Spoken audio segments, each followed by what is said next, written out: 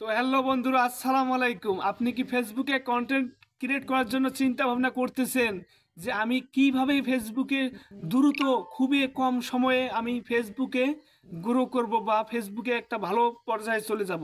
আপনি কি এই কথা ভাবতেছেন?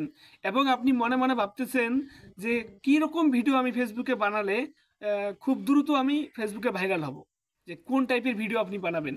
তো যদি আপনাদের মনে এই প্রশ্নটা ভাই থেকে থাকে, অবশ্যই আপনি ভিডিওটা স্টেপ বাই স্টেপ দেখতেই থাকুন।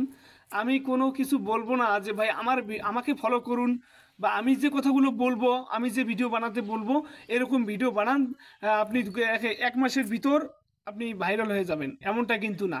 ফেসবুক বা যে কোনো সোশ্যাল মিডিয়া হোক বা যে কোনো প্ল্যাটফর্ম কোথাও উল্লেখযোগ্যভাবে বলে নাই যে আপনি এই টাইপের কন্টেন্ট দেন আপনাকে দ্রুত ভাইরাল করে দেব, এরকম কোনো রুলস নাই। তবে আমার ব্যক্তিগত কিছু অভিজ্ঞতা আছে, সেই অভিজ্ঞতা থেকে আপনাদের মাঝে আমি শেয়ার করতে চাই। তো আমি আপনাদেরকে আহ, মানে বলার আগে, কোনো কিছু বলার আগে একটা কথাই বলবো, যে কোনো কিছুই হতে পারে, সেটা যে কোনো কিছুই হতে পারে। অন্যকে জিজ্ঞেস না করে নিজে নিজে আগে ফিল করবেন।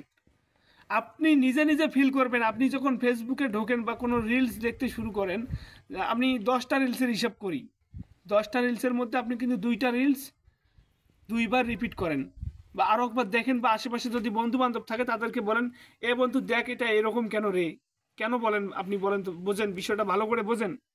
আপনি নিজে নিজে যখন আপনি কোনো ফেসবুকে রিলস দেখা শুরু করেন, 10টা রিলস আপনি যদি দেখেন তার মধ্যে থেকে 2টা রিলস আপনি ভালো লাগে আপনার, এবং আপনি ওটা ভালো করে দেখেন। কেন দেখেন ওই 2টা রিলস? কারণ অন্য অন্য অন্যদের থেকে ওটা আলাদা টাইপের। আপনি গতকালকে যে রিলসগুলো দেখছেন তার থেকে আজকের রিলসটা অন্যরকম আপনার কাছে মনে হয়েছে, সে কারণে মূলত কিন্তু ভাই আপনি কি করছেন, রিলসটা 2বার রিপিট করছেন, প্লাস আপনার আশেপাশে বন্ধু বান্ধবদের বলছেন, বন্ধু দেখ এই ভিডিওটা কেমন। এটা আপনাকে ফিল করতে হবে যে আপনি যে প্রোডাক্টটা দিবেন মার্কেটে, সেই প্রোডাক্টটা যদি আপনার থেকে কেউ ভালো দেয়, তাহলে কিন্তু আপনার প্রোডাক্টটা কেউ নেবে না।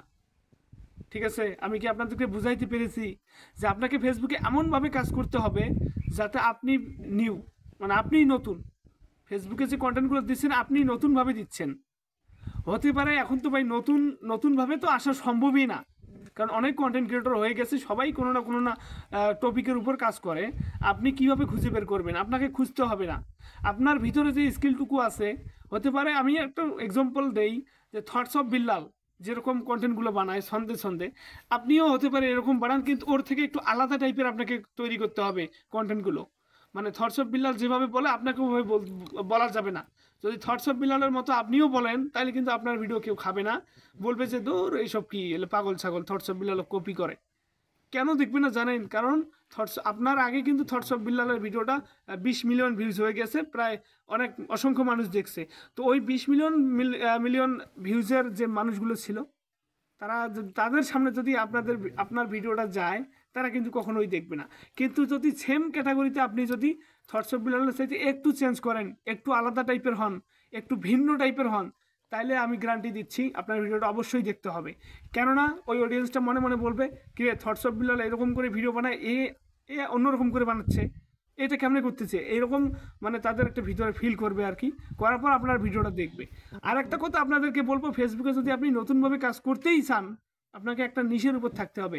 আচ্ছা, আপনি যে আমার আমার যদি আপনি সাবস্ক্রাইবার হয়ে থাকেন আমার চ্যানেলের, বা আমার যদি আপনি অডিয়েন্স হয়ে থাকেন, আমার যে নোটিফিকেশনটা চলে আসলো আজকের এই ভিডিওটার, বা আমার এখন পর্যন্ত তুমি যে আমার ভিডিওটা দেখতেছো, কেন দেখতেছো?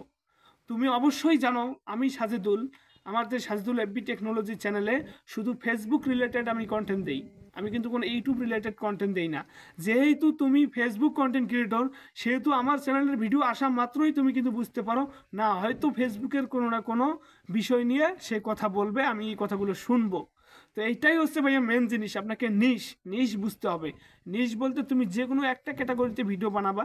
ক্যাটাগরি বলতে আমাদের বাঙালিরা বোঝে ডিজিটাল বা কমেডিয়ান, এই টাইপের ক্যাটাগরি। ভাই ওই টাইপের কোনো ক্যাটাগরি আমি কথা বলতেছি না, ডিজিটাল ক্রিয়েটর এই টাইপের কোনো ক্যাটাগরির কথা বলতেছি না। আমি শুধু আপনাদের ব্যক্তিগত ক্যাটাগরির কথা বলতেছি। আপনি যে কোনো একটা বিষয়ের উপর কন্টেন্ট বানান, দেখবেন কোনো না কোনো একদিন সেটা ফেসবুক উপরে তুলে দিয়েছে।